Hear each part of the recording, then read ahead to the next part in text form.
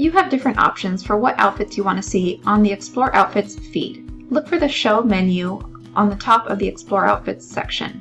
You'll see the option to see all, only official formulas from Frump fighters, only your uploads, or to filter to just outfits containing pieces that you already own in your closet.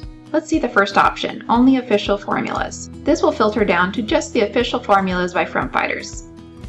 You can further use the filters on the side to see exactly what you're looking for. Now let's see another option. Let's show only your uploads. Let's hide filters. If it's showing no images match your selection, make sure that you've cleared the filters on your page. This view will show only the uploads that you have added yourself. The little eye icon will tell you whether it's visible to other members or only to you.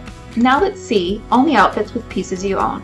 What this will do is look through your closet for any outfits that you have both the top and the bottom for, or the dress. It may take a minute as it's looking through everything that you already own and also comparing it to all the outfit formulas available in the collections that you own. When it's finished, you're going to see all the results of outfit formulas that you should be able to try because you've marked that you have those items in your closet.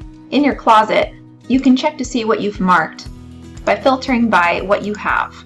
The feature that we are talking about on the Explore Outfits page is basically checking to see which tops you have marked, check marked as already have, plus the bottoms, and checking to see which formulas match that. It's also checking to see which dress outfits you already have. You can further filter down to just see the official Frump fighter formulas, if that's the way that you prefer to look at the options.